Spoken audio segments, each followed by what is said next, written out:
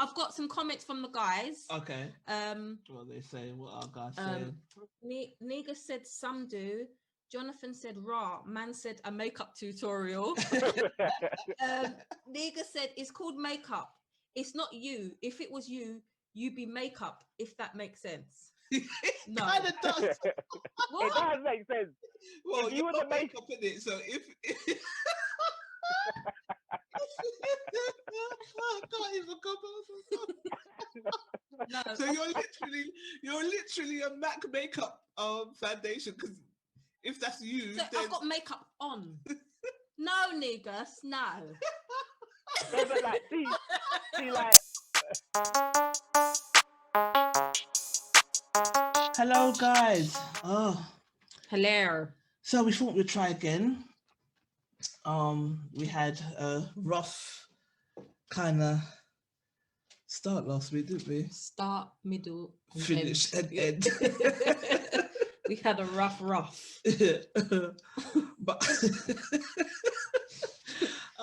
But yeah, we're here. We are. And let me see. I'm trying to see if I can see the live video. I've got it. You got it? Oh Lord. How comes I can't see it in Facebook? I think it's like I got a notification. Ah, there it is. Wicked. I got a notification. Hi, Alison. We can see you now. Hey, gang. Hey, ladies. Hi, Tash. Hi, Natty. Yes, family. Hi. I'm typing to you guys as I'm waving. Share. Hey, ladies. Hi, Tash. Hi, Natty. Yes, family. Hi. I'm typing to you guys as I'm waving. All right, let me turn down the volume on this for a start. I don't want to get distracted by that. Can you guys hear us all right? Give us a thumbs up. Let us know what's going on. If you can hear us, can you see us? We've got a mic. We learned from the last live. Why is my comments just gone? Technology. I would like to say I think I'm quite good at it, but boy. Can you see? Perfect, yeah. Everything's so I've got perfect. A thumbs up from Shorting, a thumbs up from Natty.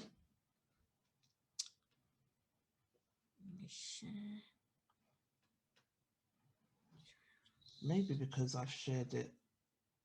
Yeah. Okay. Oh, okay. But I think so annoying. All right, let me just change phones. We want to give a shout out to our sister Emma. She can't be with us today because she's had a bereavement in her family. So this is how our last week's live started off. I got a call a little while, about 15 minutes before the live, or maybe half an hour, I'm not sure. Yeah. Before the live, basically she was in tears and had a bereavement in the family. Her cousin passed, nice, young, I think she was 41 when she died, vibrant. Why can't I get to my groups? Yeah, so she wasn't able to join us. She's not able to join us today, which is understandable. On the same day when we was doing the live, my cousin texted to say that her father passed. So yeah, it was rough. This COVID thing is getting nearer and nearer and affecting, not that Emma's cousin died of that, but I've got some family members that are affected of it now, that we're praying for. So yeah, it's like 2021 refuses to be upstaged by 2020. So here we are. 2021's doing a Book of Eli on us. We just don't need it. But yeah, as usual, you guys keep us going. Here we go. I can do it here, I think. So I don't know why this isn't working for me. Why can't I? Well, you can see them anyway. Yeah, I can see them. Sure.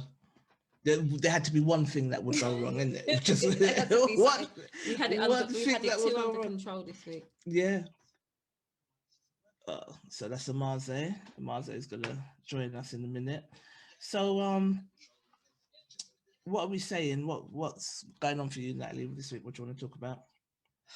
We've got quite a few things going on this week. Oh, here we go.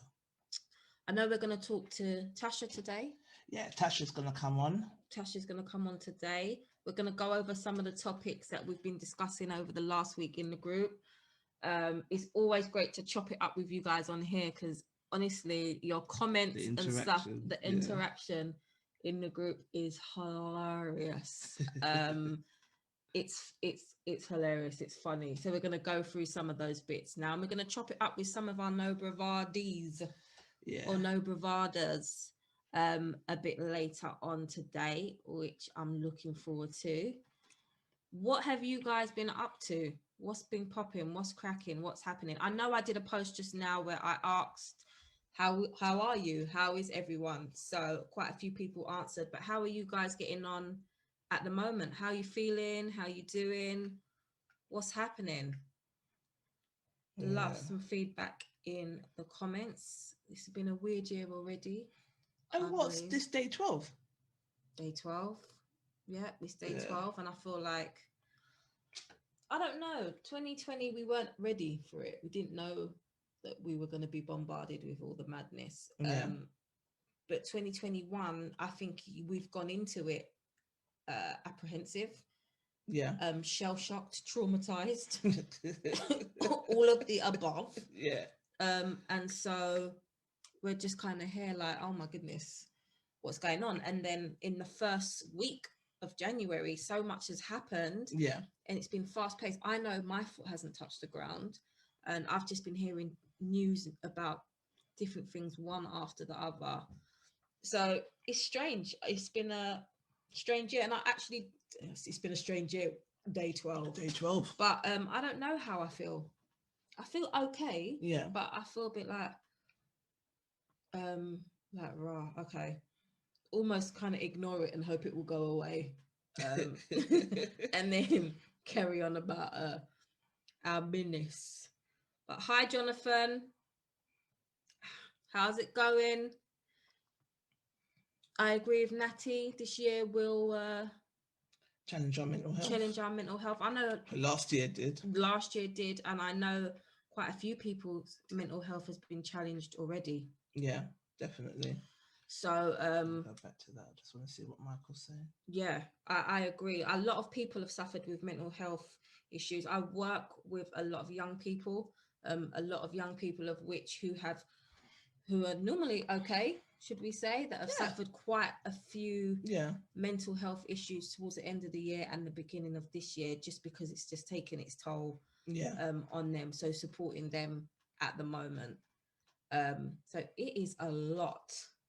It's a lot. So Jonathan said, man's running up on your show at some point. Yeah, run up, Jonathan. Yes, John. Run up. I haven't seen you, Jonathan. How long haven't I actually seen you for? Like, it's been a good few years. I think I've known Jonathan since like 07, 08?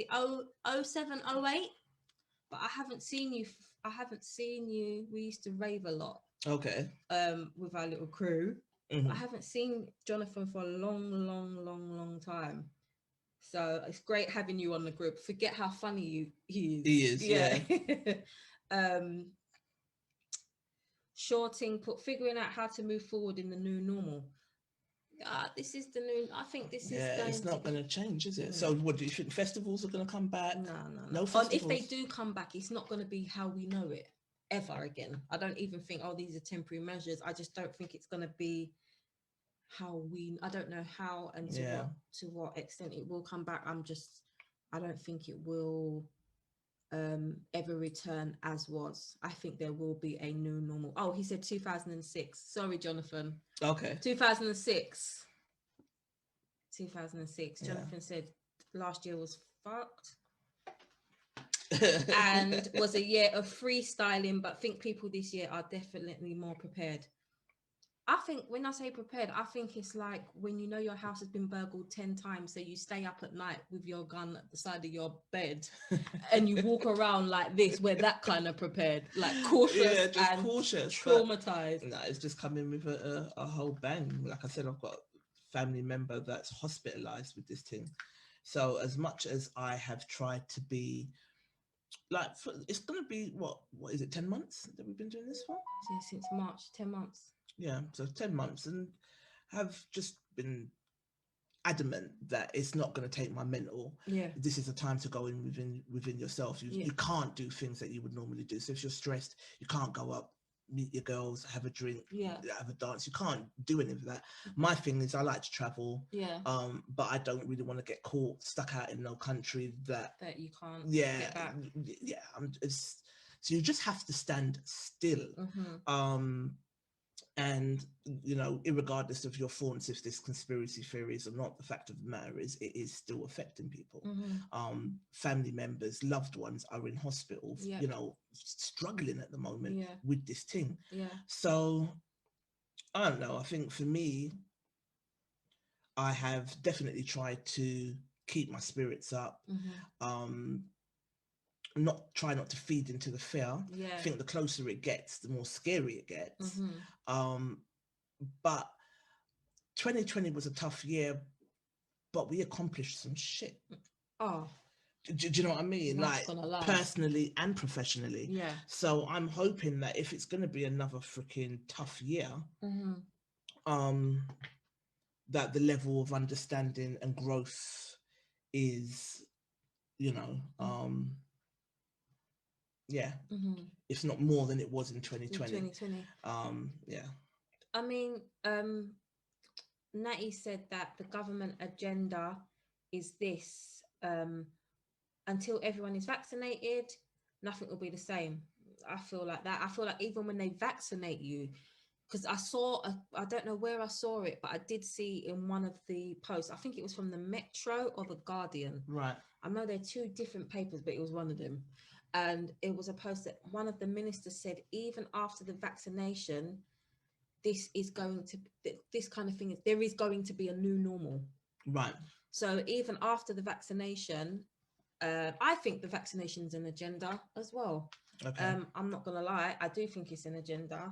I won't keep it tame because it will lock us off. We've already got warning shots on our account. But I'm gonna sign language. So I do, but I feel like someone said the new world order, which I feed into that. Right.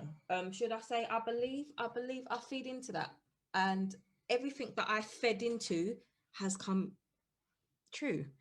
Right. So everything that I was told before this started that was going to happen has happened, and my gut feeling, and we know how these people run already. So I do think there is an agenda. I do think this is the new normal. And I do think a lot of it is about control and manipulation. And that's all I'm going to say on it before they cut off the live. Because there is no such thing as freedom of speech right now. So one of the things, if anybody knows or knows a man who knows, hit us up, send us an email. But one of the things I'm trying to look at the moment is, has Brexit affected our human rights? From what I've gathered so far, it has, but unless you've got all of the time in the world to read exactly what and how it affects you, it's finding the time to do that. So I'm going to find like minutes in the day to sit down and try and figure out the jargon, but it does affect your human rights. But in what capacity? So if anyone's clear on that, or not hearsay, if anyone's clear on how Brexit affects your human rights, hit us up and let us know. Send us an email. There is something about it, but I'm not gonna lie, I'm not well versed on it. I just know, which is bad, because I try to be well versed on everything, and not being well versed on where we stand within human rights is not the one for me. But there is something about they've been exempt from the human rights. I mean, we're not going to be protected in the same way in which we were when we, you know, from what I've gathered. But we didn't feel protected before. So imagine now. There's Tash. So I don't know, but I kind of feel like, okay, well, if we're not sure how our human rights are affected, how is this vaccine going to affect us overall?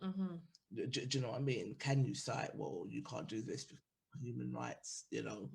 I'm just not sure how it goes. So it's if anyone knows, hit us up, leave a comment if you are well versed on it. Not hearsay, we just want to know if anybody categorically knows how Brexit changes your human rights, or if it affects our human rights, and if so, what does that mean going forward?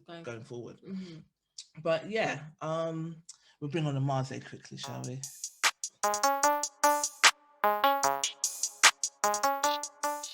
So we can say hey. See if he comes in. Mars. Hello, Mars. Can you hear us? You're muted, I think. Is he muted? Unmute yourself. Connecting to audio. Oh, is it? So we're bringing on Emerzy. Emerzy, you must know Emerzy. Yeah. Hi. He's a famous photographer and artiste. Yes. You okay? How you doing, Mars? I'm cool. You're looking lovely, ladies, today. You too. Oh, thank you. Thanks for the opportunity. How's the world today? How you been? Good. How have you been? I'm just finding new projects to do, to be honest. Like trying to find new creative outlets so I don't know, find myself on a charge or something. We don't want that. How's all of this lockdown stuff been affecting you? How's things been going for you? I feel like lockdown 1, it was summertime, it was warm, everybody was riding around. I did 3 book projects that I'm still waiting to publish. Right. And it was brill. The second lockdown, I was still at work. So yeah, it's cool. This one, like, it's just like I'm stuck in my house. And I'm losing the plot a little bit. Like, okay. Like you came on my podcast, Trish, so you know, like, I'm about the conversations. Yeah. So like my phone's constantly on charge right now because I'm just talking to as many people as I can just to get that kind of human interaction, and trying to keep it like a steady headspace, keep up my meditations, keep up my journaling, and like keep up my exercise, like trying to focus on eating healthy as well, like a lot of juicing and stuff. So that's that, but it's getting tough now, bro. It's like I feel like I'm like 7 years in on a 10-year bid. Do you understand? Like, yeah, it's not even been a year yet. Yeah. Well, I was talking to a friend of mine, and she hasn't left her house in 7 months. What? Yeah, like she's got underlying health issues, you know. But yeah, that would kill me, fam. You'd find me, you'd call my phone, and yeah, I'd be I don't know what would happen to me if I was stuck in the house for like 7 months. 7 months, yeah. Goodness. So I think you weighed in. Did you weigh on this hair comment post that we've got, Mars? I have learned from experience to not really like force my opinion. But like, what was the meme? What was the meme suggesting? Fill me in, like, bring me on speed. Oh, I should have set it up to share my screen. But basically, ZZ Mills posted a picture with her. I think it's all her with different hairstyles. I did see that post. Yeah, some more natural, and some, well, one actually where it's like a wavy kind of straight look. And I want to get into this with the girls anyway when they come on. We want to keep you along to talk, to keep a male perspective.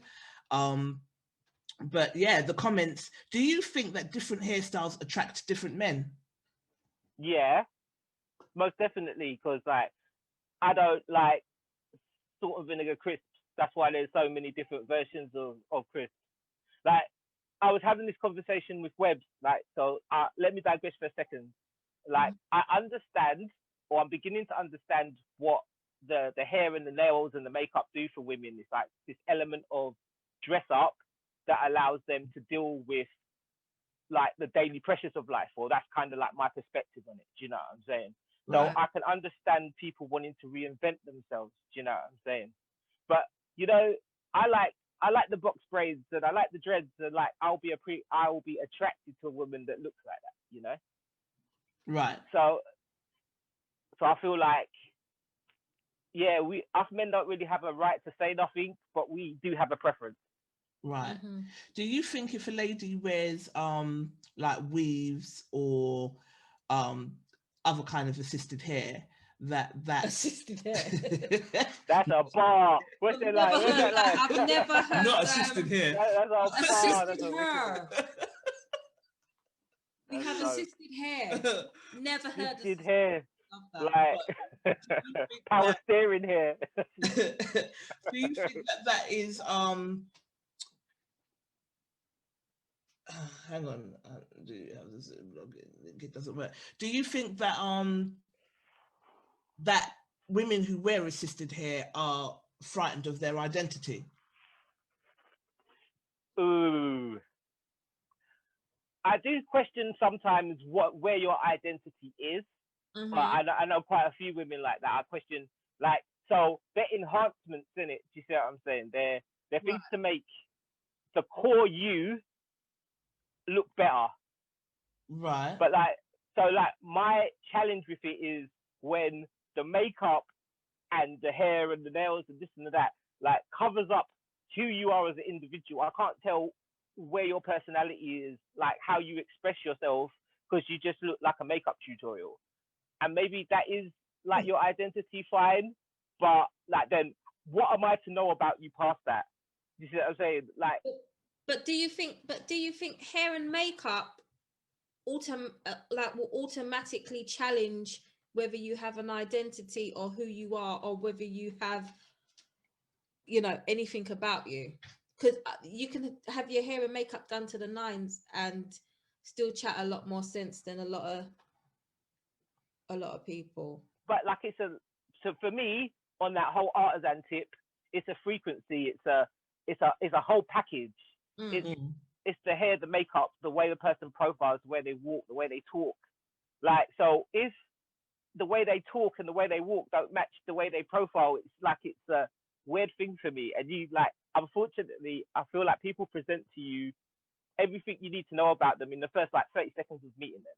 Like you can just tell, like, okay, so if I start talking to you about, I don't know, Chomsky or James Baldwin or something, I'm not having this is not a conversation I can have with you. I can just tell from the way you're profiling already. It's like assumption, I get it, but it's still the truth. Not necessarily. We can make a lot of assumptions, and then because one of the posts today was one of the posts this week was what is something that people assume about you that is wrong? And people can only assume something about you that they don't know just by looking at you. Absolutely. So there's a lot of things that people have assumed about me because they've never spoken to me or they don't know me that they've been wrong about. And once we've spoken, go, oh my God, I used to think, yeah. But it's because you're going by how someone looks. Do you think that I think that kind of matches up to the same thing? Yeah, it does. But people like, do you know how many people think I'm gay or bi? And I'm just not. Do you know what I mean? Because I like, and it's all about you how have to yell them sugar. We're gonna pass on that for now, right? I see what you know. I swear, never a dull moment with Miss Roya. Because we already know. Marze, get it cracking in the street. I feel like it is an assumption, yeah, but there's that energy part of a person, like that's a part of a person that I always want to like connect with. You see what I mean? Right. That it's that. But I don't know. Someone's got good energy, but they've done all these enhancements, and they've got that good energy. You might not tap into that because you're put off of their makeup tutorial look, so you could be missing out.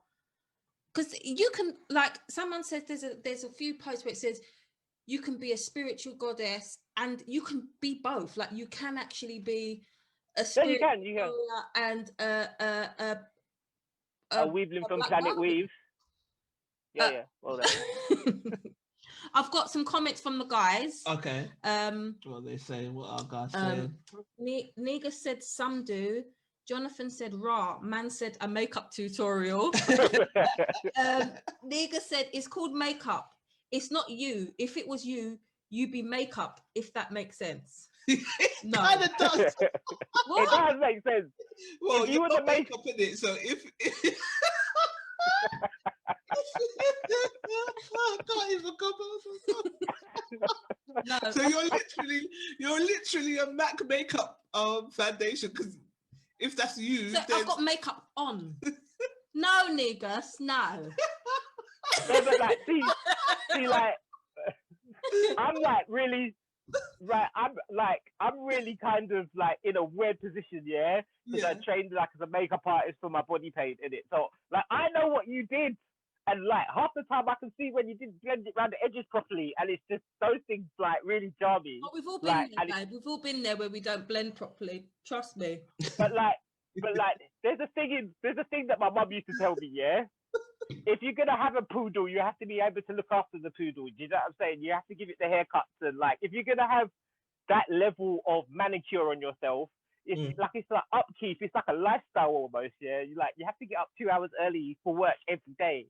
Do you know what I mean? And I don't know. Like I don't know if the woman that I'd want that to be her priority in life. Is all I'm saying.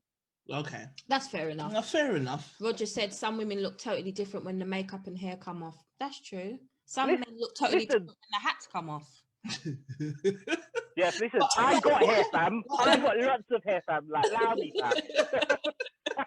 But I'm like, at what point do we look at the woman's insides, her soul? Yeah, regardless. If you're trying to connect with someone seriously, like they say that women are superficial, but I think men can be just as superficial. Men have so many conditions. Women, you can't be ugly, you can't have a bald head, but you can't have a weave, you can't have a belly, but you got to be thick, and you've got shush. Like, listen, like you guys, we'll fall in love with your personality. Roger said it constitutes fraud. Man said fraud. Wow. Roger said it constitutes fraud. Jonathan said when the hat's coming off, hatfish. I love our group members. They're too funny. No, but it's like you guys, women will fall in love with your personality. Like you can be a really ugly, funny guy, and you'll get us. We're gonna bring you on in a minute. But you can't be a really ugly, funny girl. You're not getting no man. Well, and when I say ugly, I think, by the way, I don't believe in ugly and pretty. I think beauty is in the eye of the beholder. And I think beauty comes from you believing in you, if that makes sense. Yeah, I totally agree, yeah.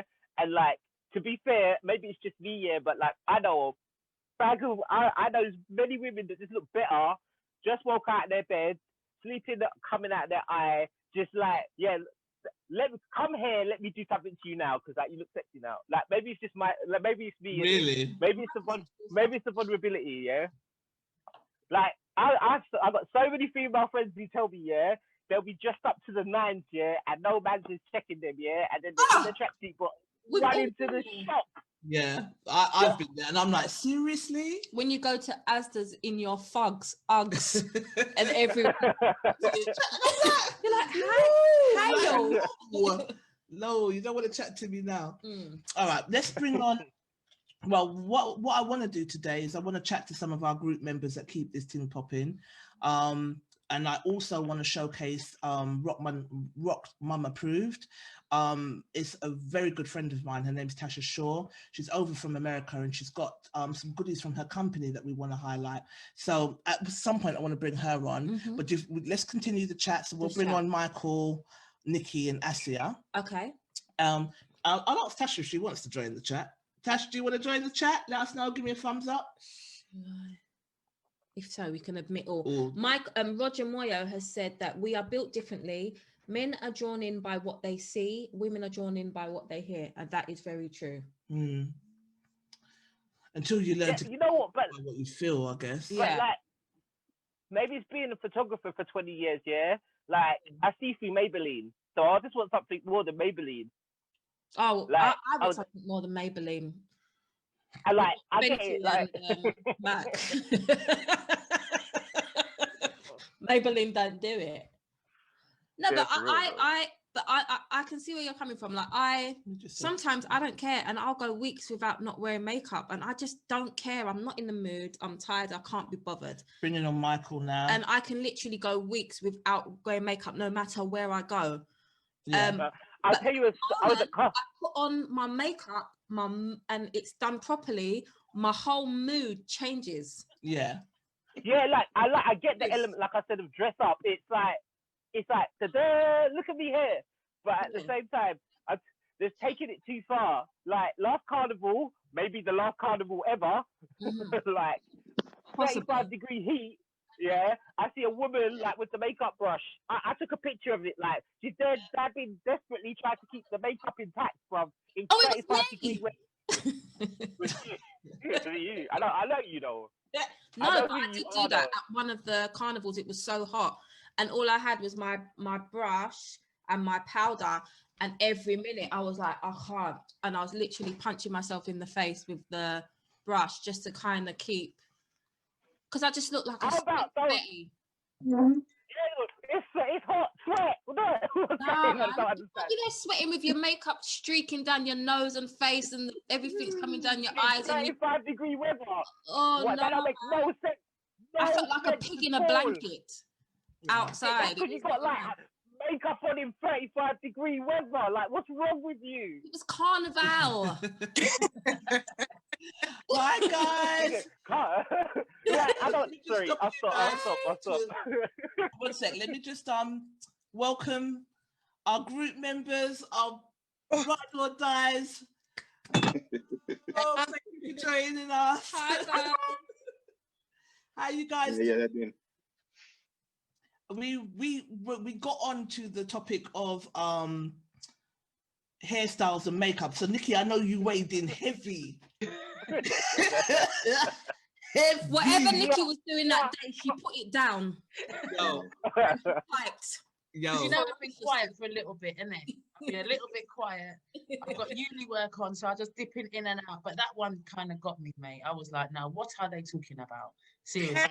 But no, but it's a thing. One of the things I've realized in this group, just by watching this group, is that the men feel that we don't listen, and they feel that we don't take accountability.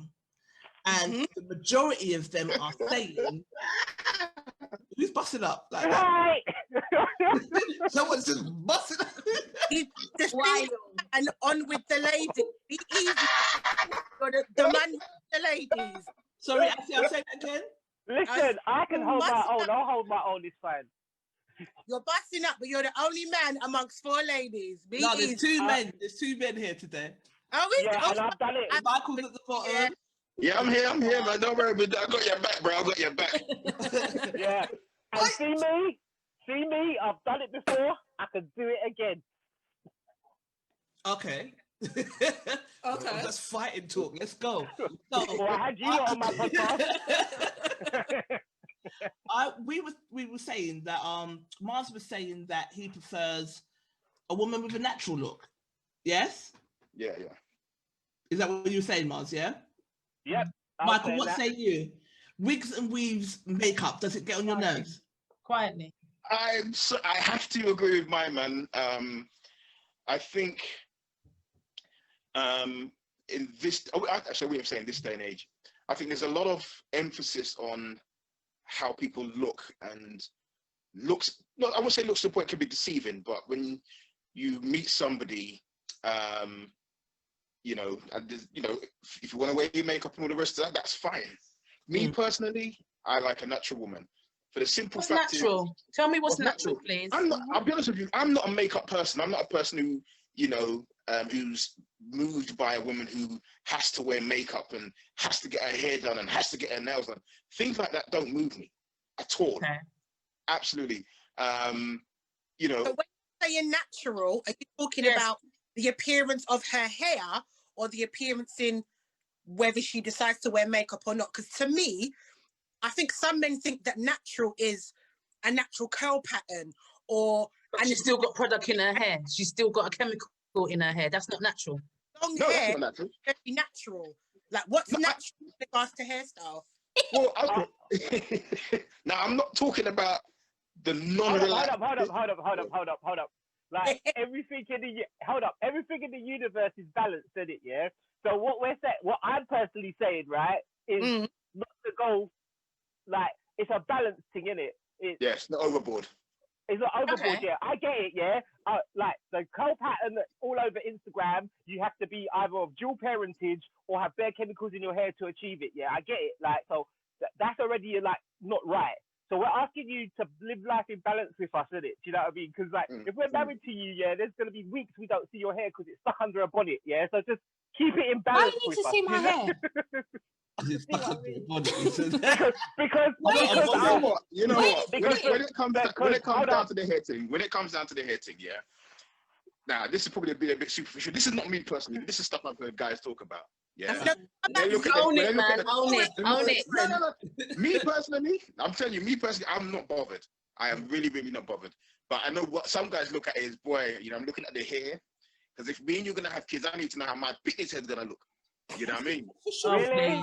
Right? Wow. I'm not saying me personally. I'm not saying me personally. Hear me out. But me personally, mental health. Let's check out. Me personally, like my guy said, it's about balance. It's about balance. Yeah. And like you said, most guys, or guys are attracted by what they see. Okay. Women are drawn by what they hear. And this is the thing that annoys me about relationships. Okay. And guys who don't mean well in relationships is that, you know, they will see a girl and, you know, they'll give them all the lyrics and, you know, babe, you know, you're this and you're that, you know, and women are drawn to that. They're absolutely drawn to that. You know, women are emotional creatures, more so than men. Men are, but women are more so. No. Hold up. Let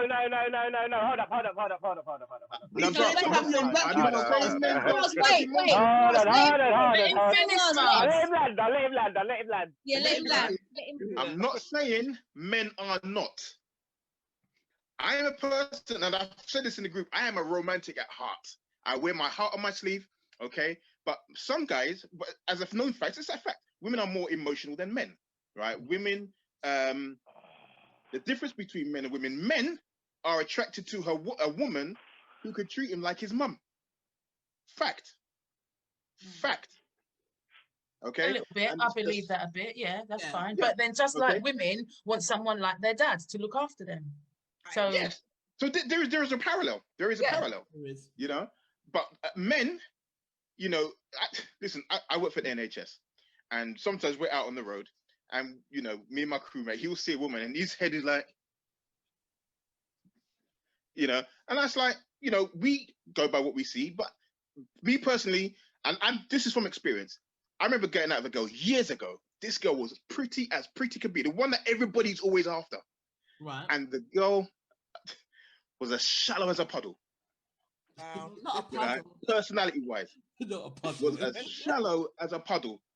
You know, there was no conversation. The conversation was so limited. And this is why I learned about looks can be very deceiving. Okay. Now, this is why I learned in my experience to bypass the looks. Get to know somebody. You know, because you can have the coolest hair. The hair can be as straight can be.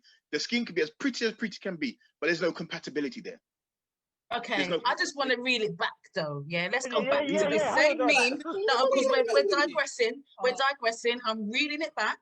This meme was about ZZ Mills with all the different hairstyles and whether men are attracted to women with specific hairstyles. I believe truly so. Yes, because before, look, you see, I've got very short hair. Before this, I had locks. down my back. Yeah. And I'm telling you, it's a different kind of man that approaches me now to a different kind of man that approaches me with a head full of locks. What type of man approaches you? What is a different type of man? First of all, it's a different type of approach. When I had my locks, I'm wearing my earrings and whatever, I'm getting empress, sister, you know what I mean? Man and man's coming up me when they, you know what I mean? Now, and because I look a lot younger as well, man's like, yeah, what one, like, give me a snap, give me your number. I'm like, bro, I'm in my 40s, I've been married for nearly 20 years, leave me alone. Do you know what I'm saying? Like, it's not on. And that's what I'm saying. Men as well as women are we're all aesthetic creatures, we can't deny it.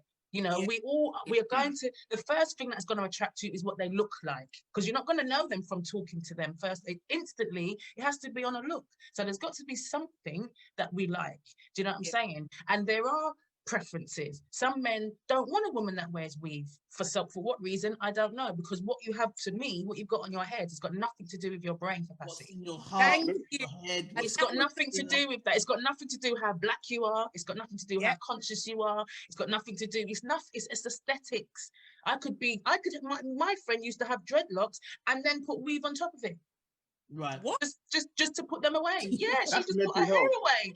Wanted a different hairstyle. She wanted a different hairstyle. She put her hair away. And counseling. Yeah, when you want to diversify your style. Like I was saying to Tricia the other day, I'm bored. I feel like doing something to my hair. Yeah. But I don't know what to do. I'm bored of it. And that is how we are as women. So if that that's what I said earlier. That's what I said. It's not a measure of your consciousness. And I also think really that the men that say that you're not a proud black woman or you're not conscious if you wear certain things, if you're truly conscious, you do not belittle other people's consciousness. So that was the point that I was trying to make. It was coming on towards me when I make my point across. I was saying to this gentleman, he knows who he is, not going to blast his name. So nice. He was trying to say that, because first of all, I was saying that I am from royalty. We all are as black people. Do not get it twisted. I'm East African from Tanzanian parents. Yeah. The matter I wear my 8-inch weave, my 18-inch weave, my braids, my short hair, it does not matter. No less of a woman. And that was the point that I was trying to make, that a woman's hairstyle simply is down to how she is feeling. But then he also went on to say, sorry to cut in on you, Asyar, that because you're East African, you're more conscious because you're from Africa.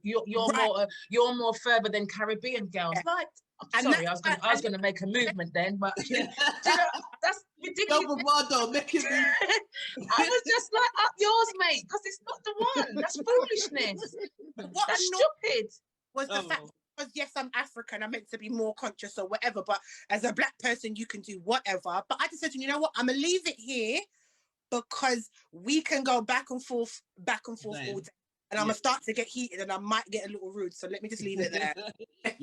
Hold up. Tash, I want to bring in Tash though. Tash. Yes. What are you saying on this topic, sweetheart? How you doing, Tash? I'm good. Hi, everyone. Hi, Tash. Hi. This is my homie. When did we meet, Tash? When I was about, what, 17, 18? Yeah, that long. Isn't it? Yeah, a long time ago. And still my homie. She lives in America and she's come over here for a little bit. And lovely to have you. Thanks for having me. I mean, the conversation was very interesting that we were just having about hair. So what do you think about the whole natural versus? I mean, I think it's up to the woman what she wants to do. I've had natural hair for a really long time and decided during lockdown and quarantine I wanted it shorter and shorter. So my project has been during lockdown is to cut it shorter and shorter and shorter. But I think it's up to the women how you feel, and I agree. Women, they want to do different things. They want to do different things to their hair, and it has nothing to do with who they are. But you know, I know there's some men that see it differently. I've been in relationships where a man would say, I like your hair this way. And I was like, okay, well, then that's your business, but I like my hair the way I like my hair. Yeah. But yeah, it's always an interesting conversation. I mean, for me, I was trying to explain, because there was another meme that we had put in the group where it was basically saying if a guy wanted to have a date with you, but his only request was that you came to the date, first date, you know, by the way, you came to the date with no makeup or no hair, would you adhere to that? So the majority of the women said, what's happening with Mars? The majority of the women said no.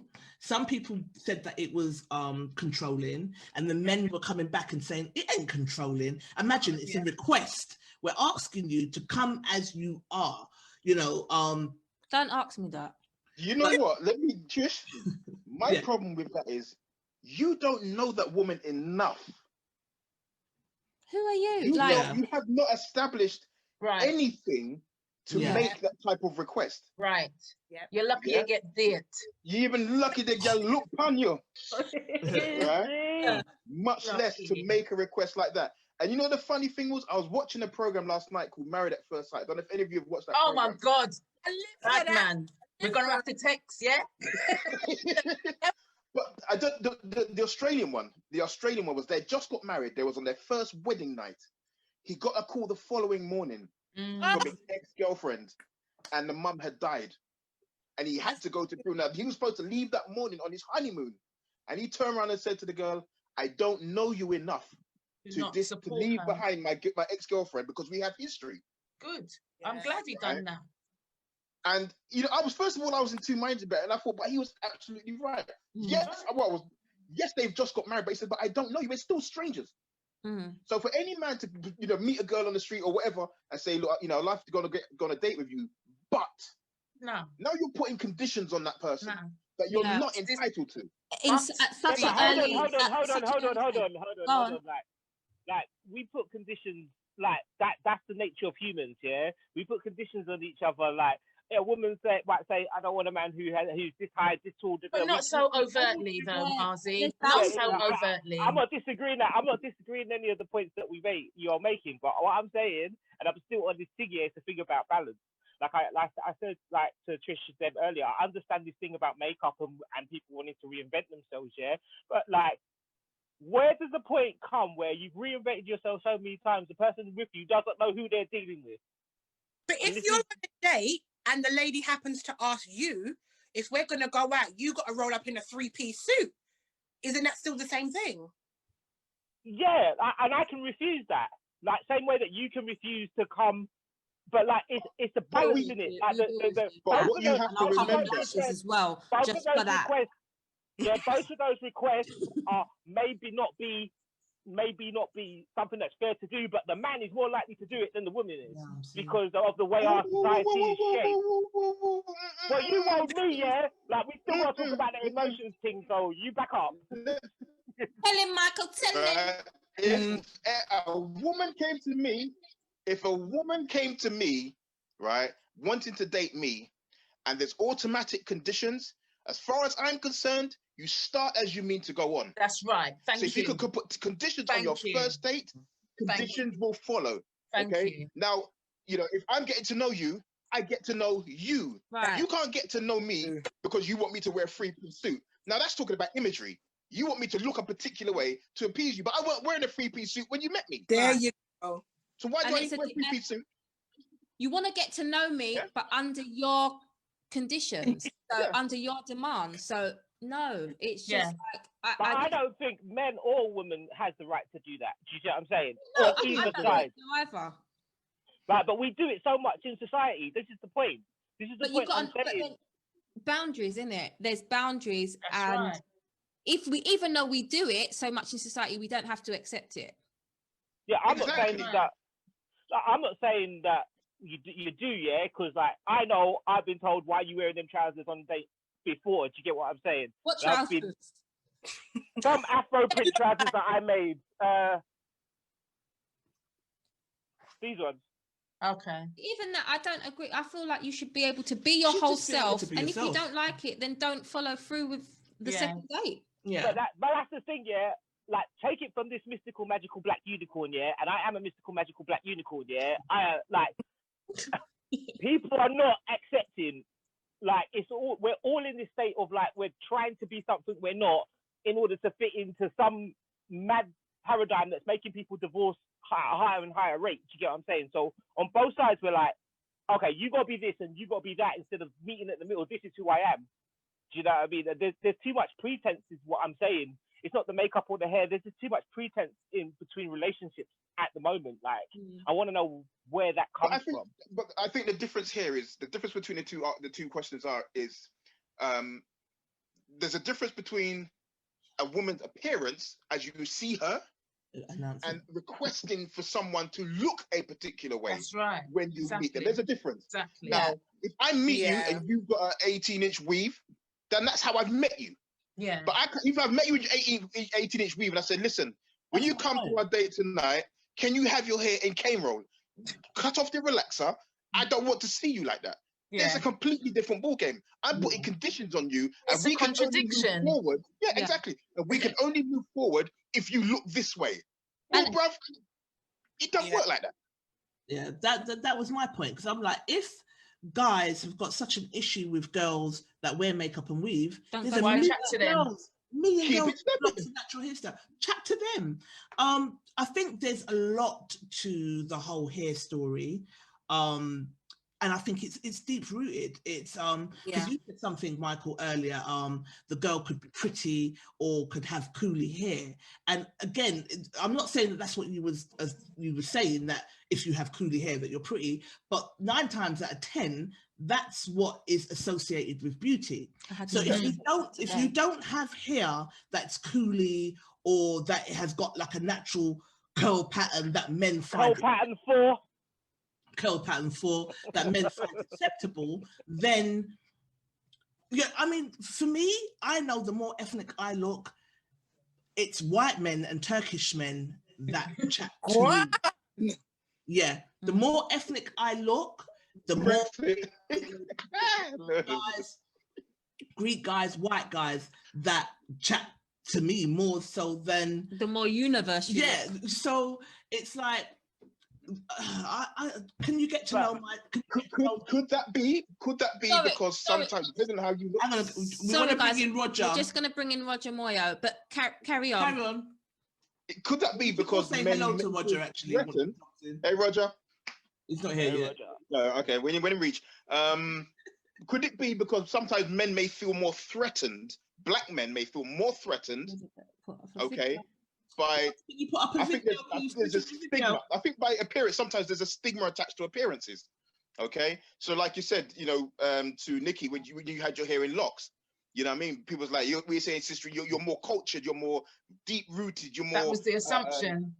And that's the assumption because of appearance. You know what I mean? But how can a black man be threatened by someone who looks like his mother or his sister or his grandmother? This is what I'm trying to say. There's a lot of stuff there. Well, this is what I'm saying. I want to know how. There's a lot of stuff there. That's a whole next podcast. You hit that drink. That's a question. That's a question and a half. Well, generation, all kinds of stuff. Just say hi to Roger and get some order for the people who are watching. Hey, Roger, how you doing? Hi, Roger. Thank you for joining us on No Bravado Live today. So, do you want to weigh in on this topic as well? What do you think about the whole natural hair scenario? Okay. So I'm gonna touch on like different things because a lot of people said a lot of like sensible things.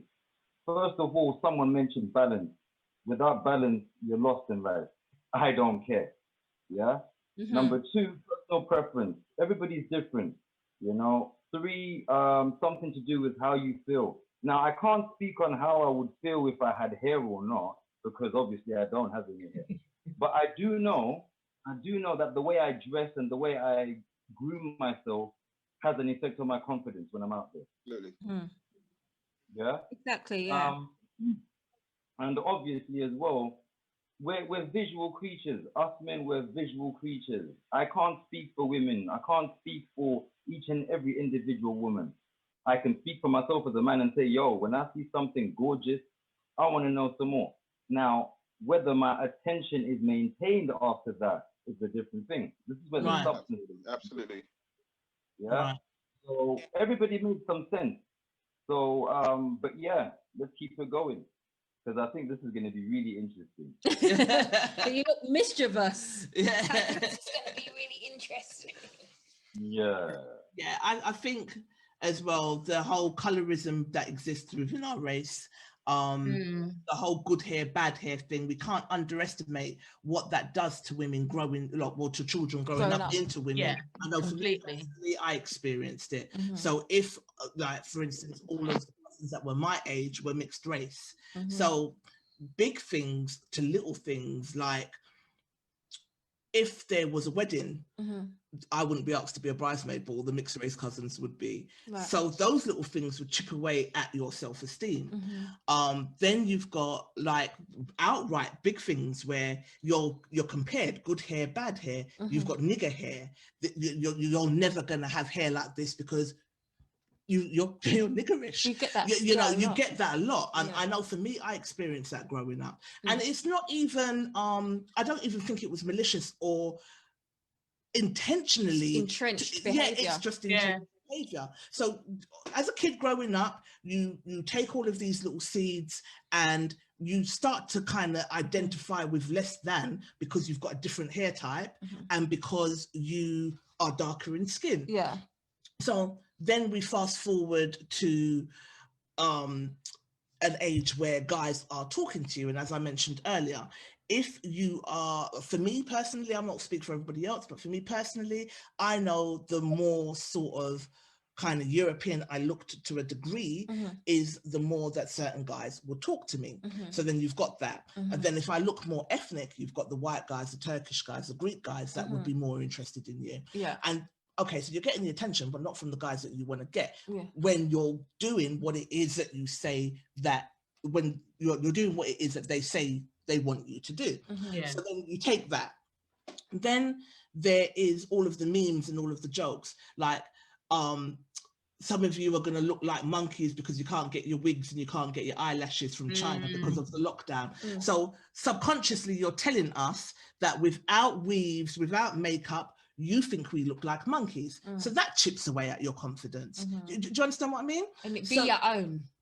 Yeah. That's the problem. I don't care I really don't care about European standards. And I don't care, and I've always been like that. Everyone that knows me, I don't care about other nations and what their standards are or how we look to them. My issue is within ourselves. When it comes from us, that is the issue for me, because it's like, well, damn, there's really nowhere for us. And I grew up kind of opposite to Tricia. Yeah. So there was a lot of emphasis on, you got the good hair, the good hair, the good hair. And even as a youngster growing up, I knew it wasn't right. And I've always kind of fought against that. What is good hair? I will turn around and say to people, and everyone that knows me knows that I've always been like that. Yeah. To the point I've grown and I have kids. I've got I've got a daughter and 2 little boys. So the 2 little boys are 3 years apart. One of the boys has his dad's hair. One of the youngest one has mum's hair. You've got family that will just it's unconscious. Compare. And that's how you know it's entrenched. It's entrenched. You got the good hair. You got mummy's hair. You got daddy's hair. You've got, stop it. Yeah. Don't project your kind of thingy bias onto my children, because they've not grown up with that in my house. They don't know what good hair is and what bad hair is. They have no idea. There is no such thing. Unfortunately, though, Nat, like you're fighting an uphill battle, because it's like permeating through the wall. Yeah, but like, it doesn't mean you don't fight it. That's right. Oh no, like I have, as a photographer, I'm a photographer for a long time, right? 20 years, right? And I've had people tell me I'm unprofessional because the best one I can give you is I took a picture of a lady's like maternity, her baby bump, and she wanted me to airbrush out her stretch marks for a pregnant baby bump, And because I didn't want to, because I didn't think it looked authentic, right? She told me I was unprofessional. It's like we got this standard of how we want to look. We all want to look like a Facebook filter, but we don't. Like, and this is my thing. Like, as a man, I actually don't want that level of perfection. I don't want that level of like. I want to know that the person that I'm with has their flaws too. Do you know what I'm saying? They are real. They're somebody. And like, I have to approach the hair thing with me. The reason I like natural hair is because I just like really tactile person and like playing with my woman's hair. It's as simple as that. You know what I'm saying? But we got like. Other guys, do you want to weigh on? I'm going to bring Anthony Ansah on. Tash, we're going to get to your collection soon. That's okay. Don't worry. This is interesting. Please do weigh in as well. Get involved. I'm going to bring in Anthony so that we've got a balance of men. And see what's what. Yeah, I just wanted to say as well, as Marze said, he's a photographer. And back in the day, as how I met Marze back in the day is I was a model. So I used to model many moons ago. I think, when did I meet you? 2006, Mars. Long time ago. You're giving my age away now, fam. Don't do that. And I've been put in a lot of positions where I've had to, especially when, you know, kind of fighting for equality or fighting for, you know, that's racist. Wasn't really out there like that. And I had to put my foot down on a few things, and they got 20 black models for Ann Summers promo shoot. So I remember that. I don't fuck with Ann Summers, and we all went there, and the guy that got us to do it, it was a promo shoot, but it was nice stuff. It wasn't anything thingy. So we went there. We all got there. There's 20 black models. So the guy comes there. He's Italian. It was is it not Cavendish Square? What was that club beginning with C? I can't remember. So we all got there, the lineup, and I can see them arguing. So he comes back and he says to us, basically, it's too black. It's off-putting. There's too many black people. But I can stay and 2 other girls can stay because we have European features. That's exactly what we was told to our face. Yeah. That's the threat that I'm talking about. See you later. And I picked up my things. I didn't collect my check and I went about my business. Yeah. And I never looked back. And I didn't ramp with Ann Summers either after that, because even though they didn't coordinate the shoot, they didn't also put a stop to that nonsense happening. But this is what I'm saying, like, if you're like, I feel like in my whole career, I've been on that body positive, on that brown, any shade of brown is beautiful. But that's right, number 5 Cavendish. Well done, John. Yeah, and yeah, and the whole time, like me doing that has kind of more or less been detrimental to like my career. Do you know what I'm saying? Like, certain people just won't book me because I'm not glossy enough, or I'm too natural, or do you see what I mean? So this is like what you're facing on the other side. So like, even when you're trying to fix it, it doesn't. Anthony, sorry, Marze, go on. Hi, Hi guys. Let's say hello to Anthony's joined us. We wanted to get more men on the to get it balanced out, because the whole point of No Bravado is us trying to have conversations with men, so that, because I believe this, like, we're essentially saying the same thing as black men and black women, but it's almost as if there's an invisible block.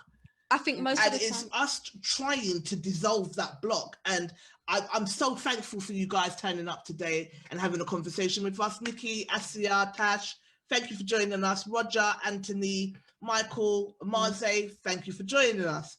So back to Mars. Sorry to cut you, Mars. Yeah, like, so as it permeates through the walls, like, you have to think about it as this way. As men, we have been kind of conditioned to say that is the pretty girl, and like, not everybody is like, I guess, has the capacity to question why that is, why they, you know, some people will believe whatever the news says, whatever, if they were told the sky was red their whole life, that's what they believe. So there's quite a lot of our community who, just because, as you said, oh, that's the girl, our parents were saying, oh, that's the girl with the pretty hair, that's what we have been indoctrinated to know. Be taught. That's what I also think that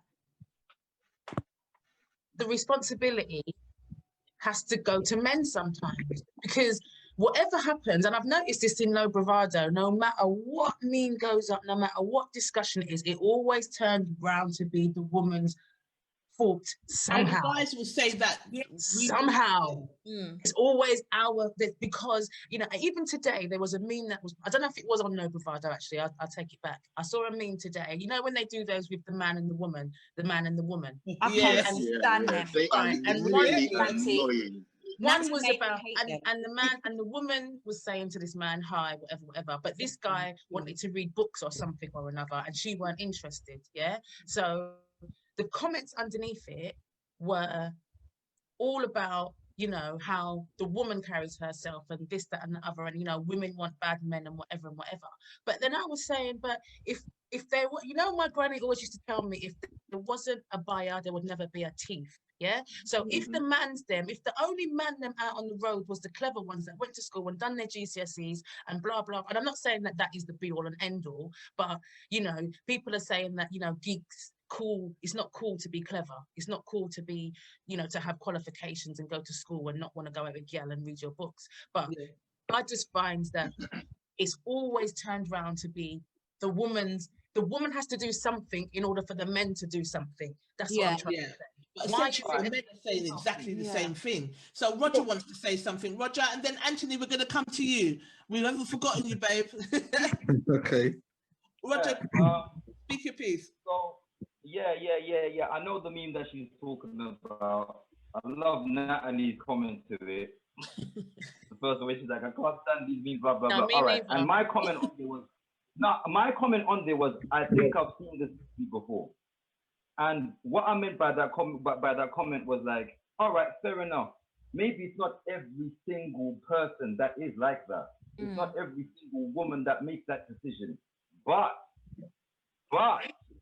the decision is made. Yeah? Yeah. Because remember, I could roll up to you and say, oh, I find you interesting, blah, blah, blah. And then it's up to you to either open your door and say, well, come in, let me find out some more about you. Or, nah, I'm not interested, and move on. So that decision, that one there falls with the ladies. It's okay, we could come over and we could convince you, we could lyrics you, we could, like I said earlier, men are drawn in by what they see, women are drawn in by what they hear. So we could say all the right things just to get some of you and then run off. You know what I mean? We could show you the right things to get what we want and then run off. I understand that. That happens. Yeah, a lot. But the decision ultimately at the end of the day.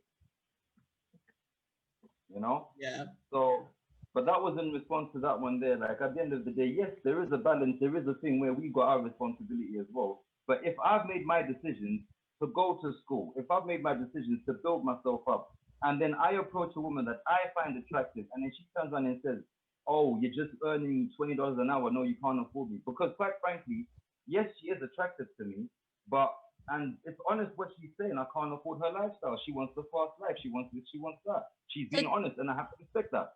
But so what the meme should show then is when she spouts that, it should show the man turning away, walking off, and not her. Yeah. Yeah. Exactly. Because then you know she's not for you. Because no matter but what, we've all got standards. But it also puts value back on the man as well. That he's, you know, if you feel that I'm not good enough for you, then hear what? You're not good enough for me. Absolutely. Yeah. Anthony, you gone? No, I'm still here. All right. I kind of like lost you. The last conversation I heard you guys talking about was the hairstyle. Right. And so now that's actually linked. It kind of evolved. But make your point. Yeah, I know. Yeah, make your point. What did you want to say about that? No, I like any type of hairstyle. You know, the natural, I prefer natural hair still though. But it depends how the woman carries it and how she is. So guys, in your opinion, what is natural hair? So we're saying no weaves, but are we saying afros? Afros. With the chemicals then. Just you gotta have some sympathy for the girls, yeah, in Britain with the afros, yeah, because the moisture is nobody's friend, right? The moisture is not somebody's friend, yeah. So when they start talking about protective styles, yeah, as a man, I think it's your duty to understand what they're talking about. You see what I mean? But like, I don't feel like hair's like I keep saying, it's not about the hairstyle. It's about like Michael was saying, it's where they carry themselves. We're drawn in by a whole visual image. So it's not. It's the clothes they wear, how they wear them, how they walk in it, how if they move their butt with that little strut, like how they look at you, how they smile, how they don't smile. It's more than just like we're talking about little parts of it, the hair, or if she's wearing too much makeup, or whose duty it is. Well, but a hairstyle itself can change a man's perception. Speaking from experience, I had long hair down to my shoulders and I decided to do a big chop. My hair is chemically treated, so I get it relaxed. It was down to my shoulders and I decided to do a big chop. Somebody who I was seeing at the time, me and him kind of started to have issues simply because I cut my hair. I rocked it short. I did a Rihanna thing. Loved my hair. I just wanted to change. Me and him started having problems because he was looking at me different. He's like, I liked it when your hair was longer. You were sexy. I'm like, but I am not my hair. Yeah. And you know, exactly. I'm glad you raised that. I'm glad you raised that. I'm glad you raised that. Because that simply tells me, okay, and I'm not saying it from a disrespectful point of view, but it becomes very shallow. And then his foundation of that relationship was built upon how you look. Right. We were probably together. His perception of you was determined about how you look. If your appearance now causes an issue in your relationship, it tells you that the relationship was an issue. It was your appearance. And as long as you had that previous look, you had no problems. Yep. But you guys were saying earlier that you're all very visual. So if we change the vision, where's the line? Where's the line? Listen. But I said that. I'm gonna go back to what I'm gonna go back to what my guy was saying earlier. Me personally, if you walk around in the house, no makeup, hair like you just wake up out a 3-day sleep, to me, there's nothing more sexier. Okay, there's nothing more sexier. You could be just wearing my t-shirt and a pair of slippers. But do you know what? Yeah, there's nothing more sexier. Right? That's me personally. I can't speak for every man. Okay. I can co-sign that one though. If we're going out on a date, You said you can co-sign that. What you say, brother? He agrees with you, basically. Okay. Yeah. You know, if you want to get dolled up and we're going out or whatever, that's you. That's entirely up to you. It's however it makes you feel. But me personally, I prefer, the most. I'm a simplistic person. That's the word I'm looking for. Simplistic. Okay. And like I said, if it's just the t-shirt and the untreated toenails and all that kind of stuff, you know what I mean? I'm good. And that's the bottom line. You know why? And I'll tell you why. My grandma used to tell me this. My grandma used to tell me this. Sorry, go on, Michael. Right? My grandma used to tell me this. If you can't love her when she don't have the makeup on, you can't love her at all. It's true. Not love, because it's conditional. That's right. Not love her at all. But I'm still trying to figure out at what point are we falling in love with the person's spirit and soul.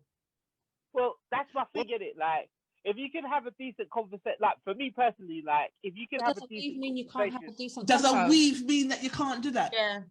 Right. No, but like it doesn't. Right, but it is my experience. Wait, let me finish. No, Natalie, loud the faux locks. Let's not get into that conversation. Let's not, please. I'm with loud the faux locks. No, loud the faux locks. Loud the fuck. Sorry, louder. Leave it alone. Leave it, please. I beg you. I beg you. I don't want to bust down the thing. No, we'll bust it down. Right, but here's what I'm saying, right? Like, it's not like obvious, yeah. Like people can have different looks and whatever, but like how people conduct themselves, how they look, yeah, like to a great degree they're showing themselves to the world, yeah. They dress a certain way, they put their energy in a certain way to be received a certain way, because we are visual people, and men and women have to realize what we put ourselves out there to be attractive to others. That we do that. That's what we do by nature, whether we know it or we don't. Whether you dressed up for you or you didn't, we want to be found attractive to people. That's human nature. Yeah, but you can dress up. You can dress up to the nines. Yeah, I know girls that are. When I say they're banging, they've got the bodies, they've got the clothes, they're banging.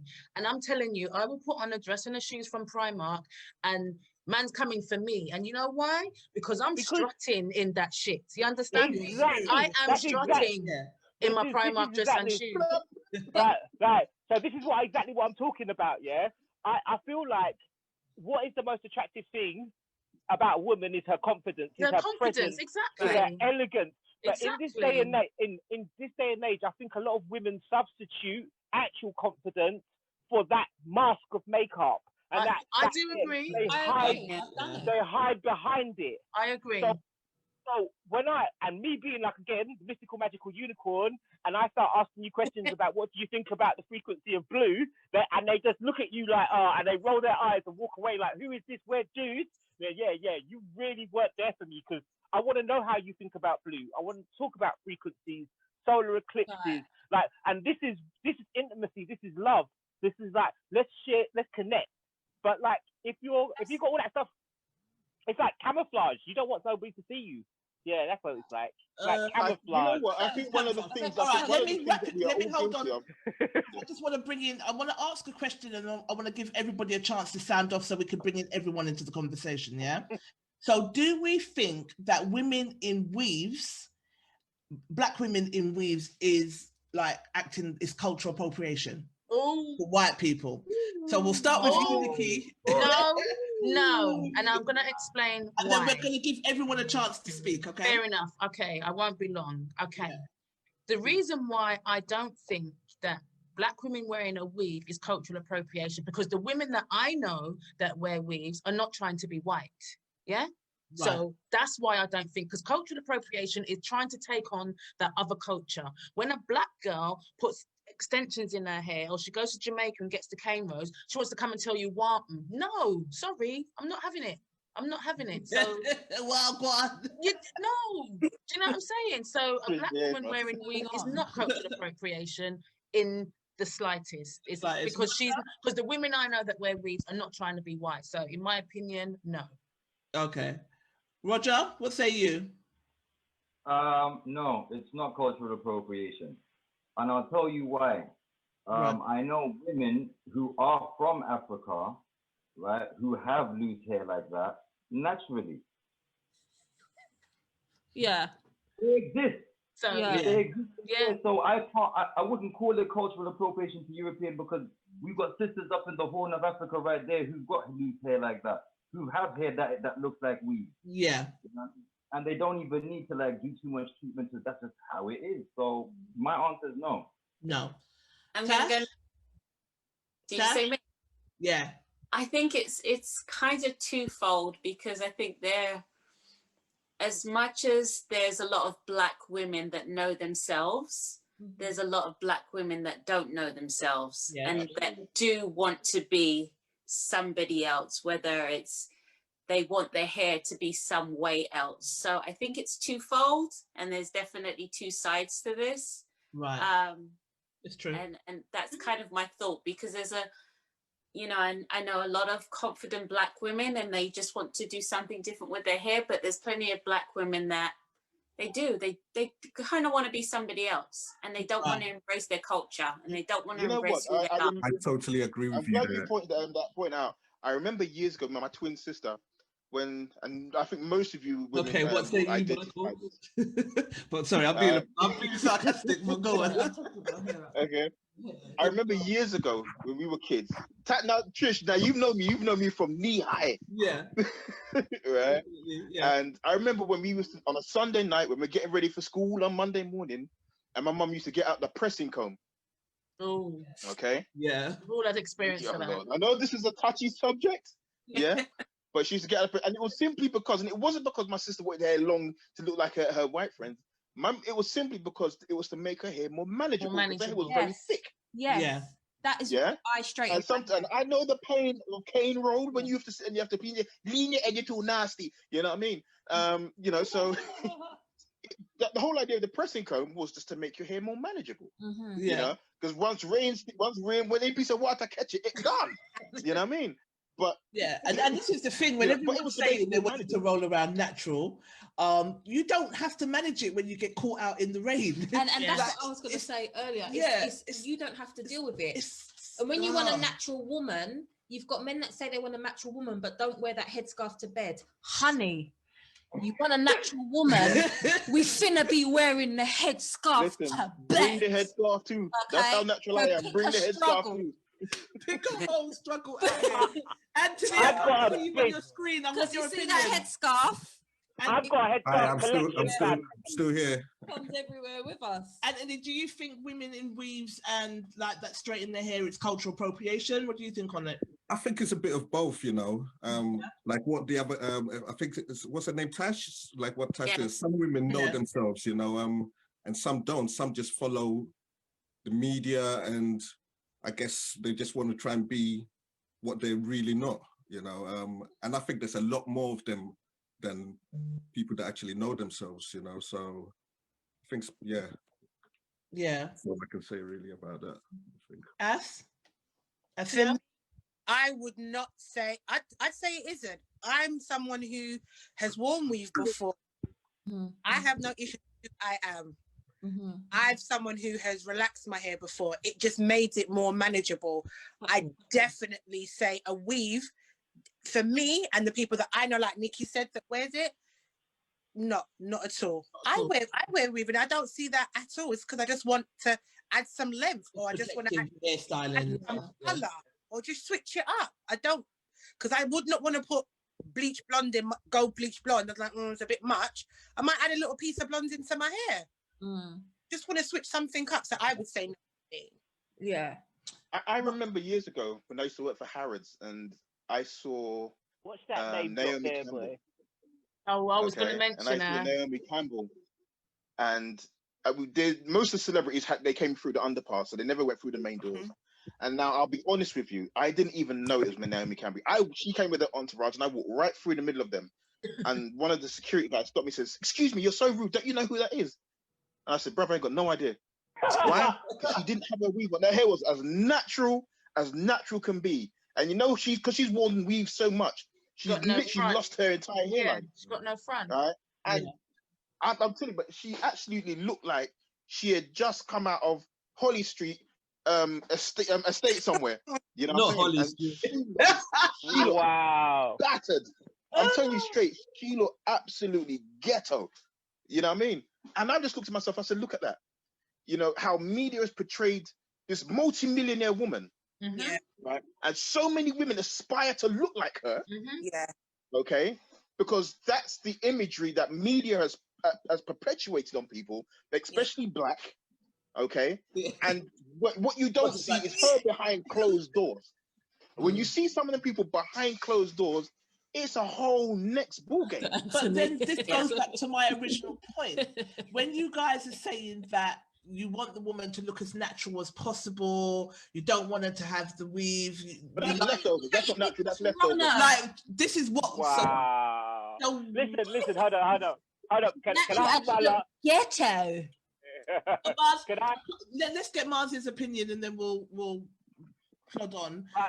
Cultural appropriation or not, Mars? It's not cultural appropriation for like 3 reasons. The first, from Hottentot Venus to now, this is what black women have been taught they have to do to survive, to be able to get jobs, to be able to like provide for their families. You have to be whiter, brighter. You have to fit in that European concept just to like survive. Yeah. So there's that.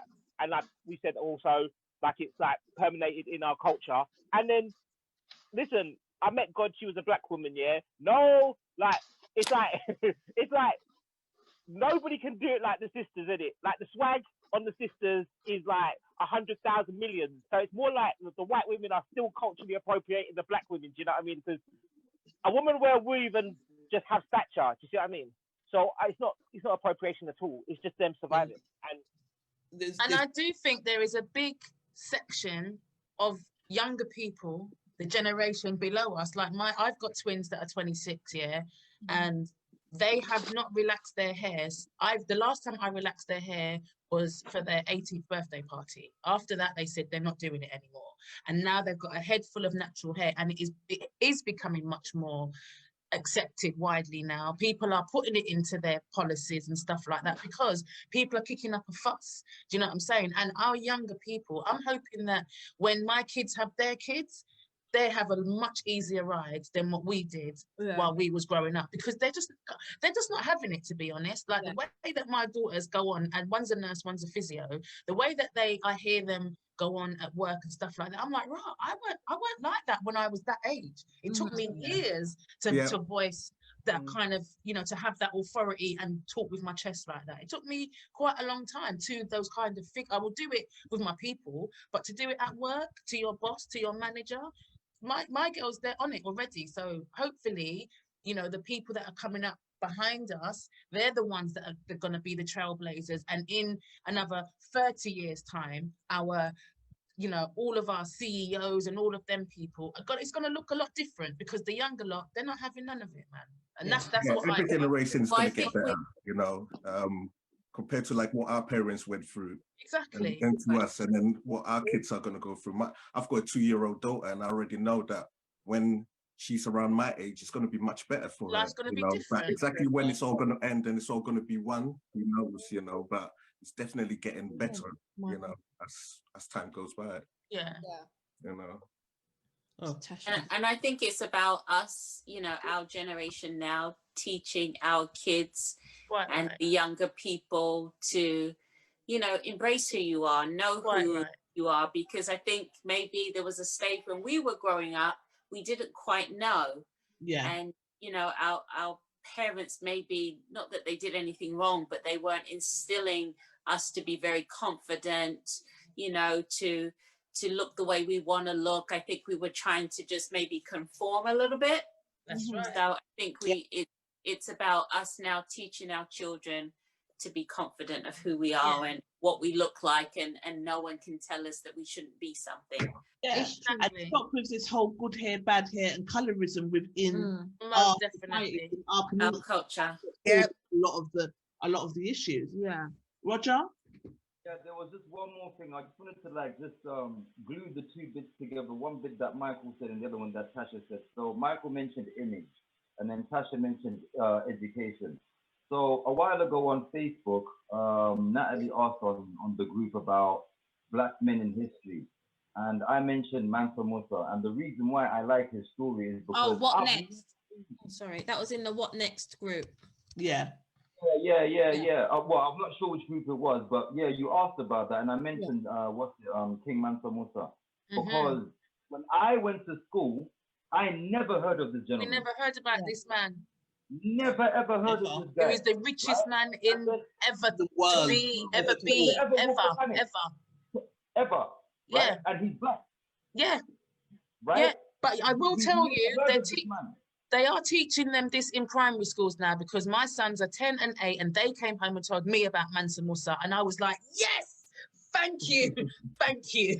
Yeah. So it's out there. I do think it's our responsibility to teach our kids. No, I agree. Most definitely. Yeah. For me personally, ever since I came across that story, the way I looked at myself in the mirror was different. That's right. Just like that. That's Just right. like that. Now imagine if I had that kind of education from younger, it would have been a very different story, you know? Yeah. But yeah, just wanted to chime in that bit there about education. Right, totally. Yeah, definitely. Yeah. Representation matters, and that's what we've got to remember. 100%. Our kids need to see people that look like them in every way, shape, or form, on adverts, on posters, in magazines, on television, on the internet. They need to see that. They need to see themselves. Definitely. I think that's what I aim to do with my company. With Diva Choices, just representing us in our natural, as best as we possibly can as Black women. That's what I aim to do with Diva Choice. Love what you do with that, Trish. Love what you do with that. Oh, thank you. Like, because we are real, we do exist. We're not included in the beauty standards. It feels like we're fighting against our men. It feels like our men feel like we can't hear them, that we don't take responsibility, that we don't look the way that we want them to look. I mean, I had a conversation with a guy, and the guy was saying to me, well, you know, you can't say that you will go to a hairdresser's, sit down in the hairdresser's for hours on end, because they're usually running late. Then you sit there for hours to get this weave sewn in your head that itches you. You sit there and you tap your head, and then you say that you're happy with how you look. Why go for that? You know. Then there's a flip side of it that I would still argue and say, well, it's not cultural appropriation, because we're not really going out there and trying to cut our lips out so that they're thinner. And you know, cultural appropriation is like, someone said to me the other day, it's like Kim Kardashian. She's done the butt, the lips, the whole kind of persona. So that's cultural appropriation. But me getting my hair done doesn't necessarily mean that I'm trying to be a white woman. I remember Nina from PhD, when she done some program, and she was like, I might wear a fair jacket. It doesn't mean I want to be a bear. Yeah. You know what I mean? I'm not trying to be a bear out here in the streets. So it is about us just trying to figure out, and that's what this platform's always going to be about, is us trying to get as close as possible to solidarity and us singing off the same hymn sheet as opposed to us fighting against each other. And I watched Madam C.J. Walker's documentary, on Netflix, and I think that was depicted in 1930 something or the other, and we're still arguing about hair. Yep. Are we still doing this? Like, we're still arguing about hair decades later. I think the arguments, my problem is the argument isn't just, oh, good hair, bad hair. The argument is, if you do this to your hair, it reflects your spirituality, it reflects your consciousness, it reflects your intelligence, it reflects your intellect. It's like, no, I'm just a female that doesn't want to look the same every single day. No, like, I think you're simplifying it right there. Like, I think you're really simplifying it, Nat. Like, and I keep talking about it's the energy of the thing, yeah? Like, some people are just not, like, they don't. Sorry, I think, I know what you're saying. I think there's always going to be, there are some people. Tell the guys that are watching, chime in the comments, please. Let us know what you're thinking. There are some people that do it because, especially if you're in a white area. So say you might have grown up in a white area, it's tricky. You might not feel comfortable to wear your curly fro out or your afro out. You might conform to certain things, sometimes maybe without even knowing, or just being in this world at the moment, you might conform. But there are a lot of women, especially now, at this point, Black women, who do it because they can. And that is literally the only reason. That's what it is. And a lot of guys can be missing out on a lot of females because they automatically think, look at that bag of weave. I have no understanding of who they are in their heart. Yeah, but you see what makes me laugh is you've got these guys, they're going to tell you about your weave, your this, your that, and whatever, and then end up with some Polish girl. So, just like, come on, man. Like, come on. Not a Polish girl. Not that I've got anything against Polish people, and I don't want to come across like, but do you know what I'm saying? Like, they talk about us, but they talk about us and being natural and whatnot. But you've gone for the European, like, bro, you know what I mean? Like, how do we win here? And it's about, well, do your hair like this, and then I'm gonna like you. Oh, yeah, but that one. But do you know what it is as well? I had a discussion a while and then ago, we'll get the guys' opinions. With a friend of mine, and we were talking about this, and we were like, guys will tell you when you're their girl as well. There's like a different standard. As his girl, don't put the weave on, man. Don't like my girl natural, I like my thingy. But we'll cheat on you with an Instagram blow-up doll looking right girl. So that's gonna knock your confidence as well. So where you might have been okay in what you was, you've got a guy telling you not to dress like this and not to do it. I don't want my girl looking like that. No, not wifey. That kind of talk. I don't want my wife to look like that. And that's who you go for. And then that's who they end up messing and liking pictures and doing love heart eyes with the girl with the big long hair that they're tripping over in the picture. Boobs out. No, I want my girl to be modest. I don't want my girl with all her boobs out on social media and on social media too much. Too now you see them doing the looking eyes on these girls' photos. But you know what did I don't know. Ask some of these men, what did your girl look like when you met her? Because if you met her with the weave, or she was looking a certain way, and now you want to change her, mate, it's not going to happen. Right, and just don't tell me what to do. That's right. Wow. That's a conversation for a podcast. 2 weeks time. But guys, I think we should wrap up now. We've done an hour and a half, and I want to showcase Tasha's product. So thank you so much for joining in, for commenting, for keeping our group alive, helping it to grow. You mean so much to us. You have no idea. So I want to make it a regular thing. We're going to do this every 2 weeks. During these times, we're probably not going to get to do as much pre-recorded as we would like. So the lives, the interactions, this is what we want. So to those of you that are watching, if you want to join any of our broadcasts, holler at us and we'll send you the link so you can jump on with us. But once again, all of you, if you want to just sign out, let us know where we can find you. If you've got a company you want to promote it, go. Emerzy. Okay, so I'm Emerzy. Like, two things. Like, I thank you for holding that restraint, Natalie, because I know you're going to cuss out some things there. At the moment, I'm doing, like, my podcast. I really want you to come on my podcast, Natalie. The link's above. I hope you can see the link above. It's on Mixcloud there with my name. So yeah, that's what I'm doing. You know me, a body painter. Name, because for those who can't see. So it's mixcloud.com/Emerzy Corbin. So we've been talking on my podcast as well about a lot of these issues. Lovely Trish was happy enough to come on it and like answer my questions. So yeah, that's me. I'm around. Love and thanks for it. Love you, Mars. Love you, Mars. Thank you for joining us. Don't go yet, Nick. I want to just go around the rounds before yeah.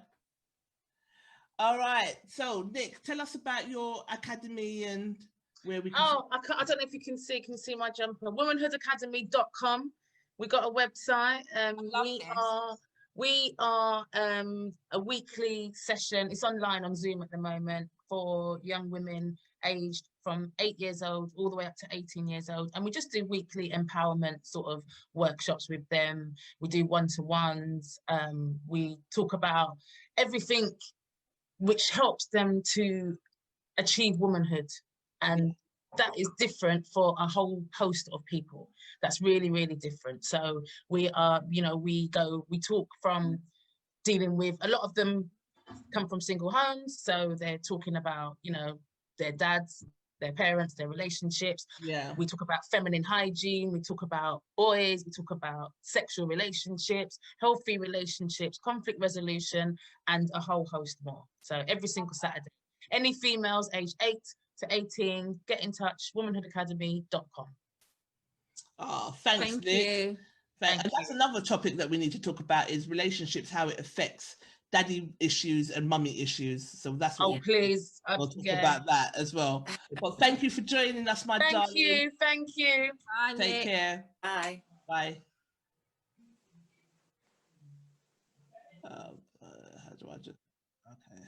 How do I remove this? All right. Rog, do you want to talk to us about anything in particular? Yeah, so I wrote a little pamphlet called It Starts With You. I'm working on the second edition, which is It Continues With You. It's got 13 chapters. It's just self-development, really. It's basically like a meditation that you can do within 15 minutes every morning. So, that's really good. Yeah, man, I'll send you the link. It's really, well, I'm not going to say much about it. I think it's all right, but I've got some good feedback from it. So I'll send you guys a link for it.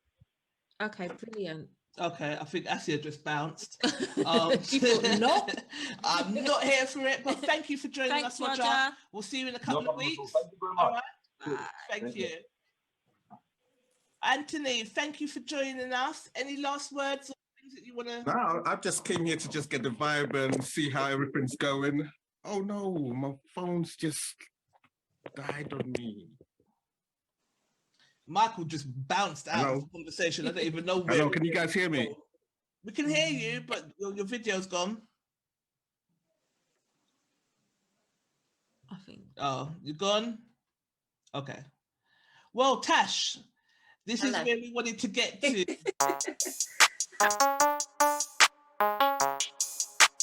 Hi. Well, thank you ladies for having me on.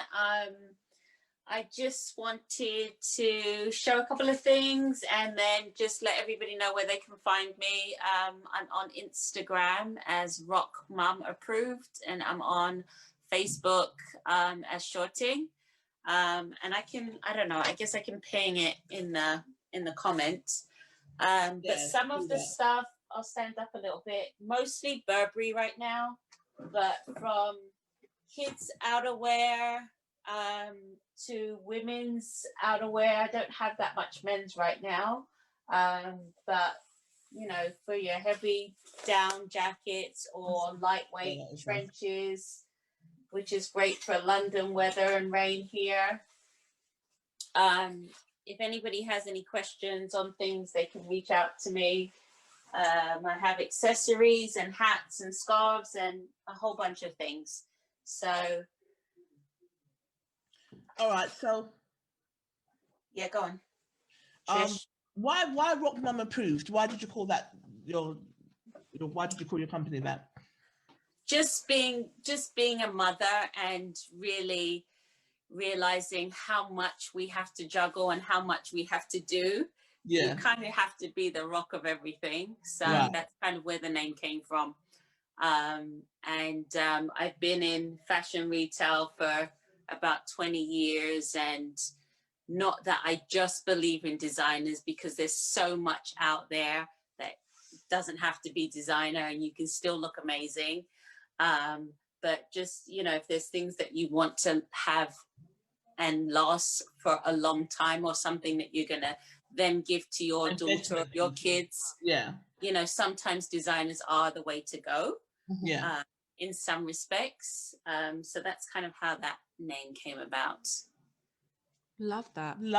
It's great stuff. So you showed us some of the jackets, but I know you've got a lot more. You've got trainers, jumpers, scarves, bags, hats. So a lot more. Got your shoes with you? I've got a shoe fetish in it, so. Only a couple that I can show now, and not so much winter, like cute sandals when the world opens and we actually go to a beach, maybe. Yeah. As a lady, I don't often wear heels, and if I do, I wear it for 5 minutes, so I always need to have a pair of flats in my bag ready to go. So how much would something like those flats cost? So a lot of the things that I have are vintage, pre-loved, and new. So these are actually pre-loved, and something like this will cost about $150. And anything pre-loved that I have are really worn once or twice in impeccable condition, no stains, no rips, none of that. So they are in really great condition. Okay. Comment in the how can we see the items? So what's your rollout plan, especially during this time? Like how are people buying? And so kind of a contactless, if they wanted to buy something. I'm open to sending videos and pictures individually. If there's specific things that they want to see, I can try it on for them. Measure the fit so they know exactly the sizes that they're getting, because as you know, from one designer to another, sizes can be so different. Yeah. I do mail things out. There is a way I can do collection. I can meet them, whatever, give it to them, so it's very safe. So there's a lot of options, and I'm open to options that make people comfortable while I'm here. Whilst you're here. So tell people how they can find you. They can find me on Instagram, and it's Rock Mum, so ROCKMUM approved. You can find me on Instagram. I'm on Facebook, which is Shorting, SHAWTING. Yeah. And I can put in here my WhatsApp, my phone number, because I do have a US number, so most people call me WhatsApp. But just reach out if you have any questions. I'm happy to answer them. I have a lot of time on my hands. I know some people do as well. Yeah. Where we're home, so just reach out and I can answer any questions. If there's specific things that you're looking for that you don't see, I do have a way of getting those things as well. So just let me know. Okay, so like different bits and pieces that we see out there, we could just shoot you and say, yes, put your hands on that, and you've got a way of, okay. Someone said in the comments, I've had my eye on the black coat in the background from the beginning of the evening. At the two black coats, are they children's coats or? So no, this is actually an adult's coat. This is a women's coat. Try that on, Tam. It's down. It's quilted down. It has a detachable hood. It's kind of a 3/4 length with a belt, and it's very, very warm. And then the other, I'm sorry. How much would something like that set us some back if they wanted to buy that? So further down, probably about 300. Right. Okay. And this is actually, just so you know, this is pre-loved, but worn a couple of times. No stains, no rips, no nothing. So it's in really great condition. Yeah. And then the other black coat is more of your lightweight trench coat. America's a mess. Which is really nice because it actually folds into this little bag, so it can go in your handbag. Okay. You know, I like shit like that. Yeah. Small things. Yeah. Really. Yeah. And for English weather, you know, you can pull it out when it starts raining. So this is really a cute, easy thing to have. What sizes are those coats, and what kind of sizes can you get, Tash? This one, the down coat is a medium. This is, I believe, a small or a medium. I can't remember. So like a 10, 12? Yes, like a 10, 12. Yes, yeah. Okay. And then, you know, did I say I had kids pieces too? Yes. Yeah, but show us a little bit close up. So this is a really cute little. It can be unisex polo with some shorts, which I think is adorable. Oh, Tash, we've lost your camera. Am I back? Sorry, my battery's dying. So I don't know if you can see the detail. It's kind of like a toweling. Okay. With that on it, which is really cute. I have a couple of kids' coats. The duffel coat here is a kid's coat.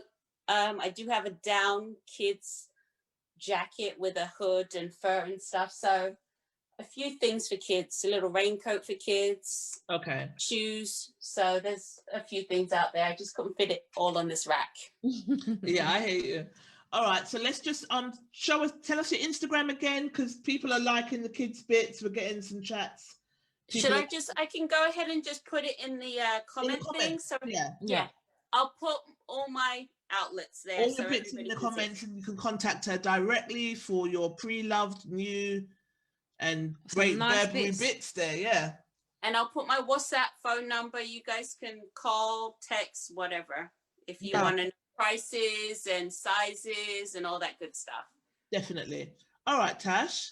So thank you, ladies. Thank you. Thank you so much. You're still here. You can join us again for a chat. And if you, I will. You know what? I will join, and I'll join in more of the comments when you're doing it on Facebook. Now I know what's going on and how interesting it is, and I think you guys are doing a really great job because these conversations need to be had. Yeah, you know. Yeah, definitely. And it's how we learn. We learn as women and men. You know, the different points of view of each other. Hopefully that will create better relationships down the road.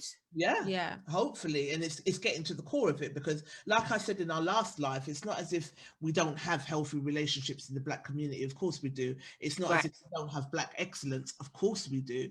But there are a pool of us that have some really skewed visions and opinions against each other, and there are an awful lot of single people out there, and what I'm seeing, there's a lot of good single men, there's a lot of good single women, but we're just not finding our way to each other. And I don't know what this invisible block is. What is it? Let's talk. Let's just get into it so we can get to the nitty-gritty of what we're doing. Of what we're doing here. Sorry, Jonathan's just asked, you know, the Burberry shorts and t-shirt set, how much that was? That's $150 for the set. Okay. No. And just to piggyback on what you just said, Tricia, maybe some good will come out of this lockdown, where it gives us more time to think and communicate with each other and talk more and listen more, because we're not running around like headless chickens. So let's hope and pray that, you know, lockdown, there will be some good that comes out of it. Definitely. Time for reflection, time for conversation, time for, you know, because like I said in the group, I think men, they feel like we don't take accountability as women. They feel like they're dragged through the coals, whereas women are not, which I think as a Black woman, I disagree. I think that we are held to a completely different standard. I think we are treated unfairly and sometimes by our own Black male counterparts. So it's trying to understand why that is. But let's get past the hair first. We're still arguing about damn hair and how important it is. But at the same time, if men are saying, we don't like you in the makeup and the weaves, and why are we still doing it? But then I guess we're doing it for ourselves. So yeah. But my argument in those conversations is, if you don't like the girl in the weave and the makeup, don't chat to her. Don't chat her up in the first place. I think that's a goddamn cheek. You chat to her and you want to change who she is as a person. I understand that men are visual, but I want them to start tuning into seeing who we are on the inside, as opposed to just because they want us to see who they are on the inside, so it can't work as like a one-way street. I mean, they like a girl that's well maintained, but want a girl that's supernatural, and you know, you've got to meet all these kind of oxymoron ideals that you just can't do as one human, as one human being. So you get to the point where I'm like, I'm at the point where I don't care what a guy likes or what his standards are. If I need to feel happy and secure in myself, and then when I am happy and secure in what I'm doing, then I will attract what is meant for me. Absolutely. Yeah, I agree. I agree. Well, Tash, it's been a pleasure. Always a pleasure. Thank you, ladies. We're going to do this again in 2 weeks. So we're going to do it every fortnight, guys. So tune in, like, share. Every fortnight we'll be jumping on here. So join us. Would love to have you on again at some point so you can show us a different range. So yeah, keep in touch. All right, guys. Thank you. Differently anyway. Okay, talk to you soon. Bye. Thanks, Tash. See, we might as well, we've got 150, we might as well roll it on the last little 5 minutes to make it a round number. A round number. Thanks, guys, for joining.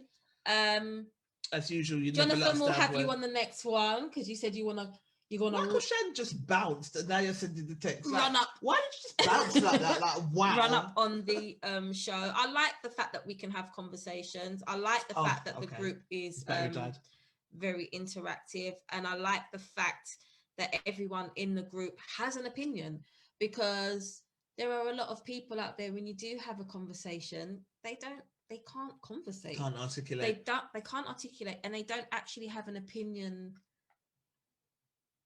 on anything, which I think is tragic. Embarrassing.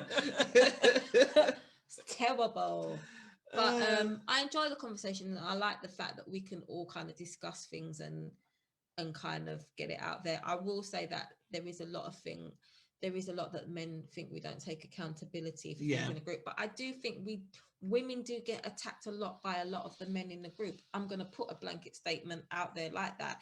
There are a lot of posts that get shot out there that are just basically, they're like blaming us for different things, and then when there are not posts that are blaming us for different things and it's a post directed at a guy, it turns around, but what about women? Or women do it too. But it's like, we have to take all the shots that are fired, but we can't kind of turn it around and say, well, what about you?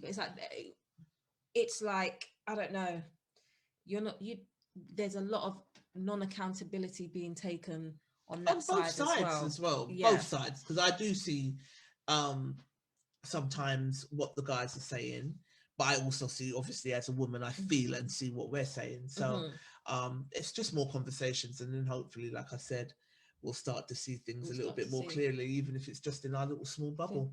I think as well, a lot of the reasons why we don't understand each other is because it's just been like a tug of war. So you've got Romeo and Juliet. So you've got what was the two families? The two families. And we're too tired. And one of the families, let's say, is women, and one of the families is men. And you're going back and forth to the point where you don't even know what you're arguing about, but you're arguing about the same things all the time, and you're going back and forth. And no one is actually going to sit there and listen to understand. You're actually just listening to respond. So I think if we actually take these times and these moments here, even if it's in this type of forum, to kind of talk to each other, express where we really are coming from, and then it's up to us to kind of then take it in that way and kind of digest it, instead of listening just so that we can counteract the argument. So that I agree. I've already thought, okay, do you know what?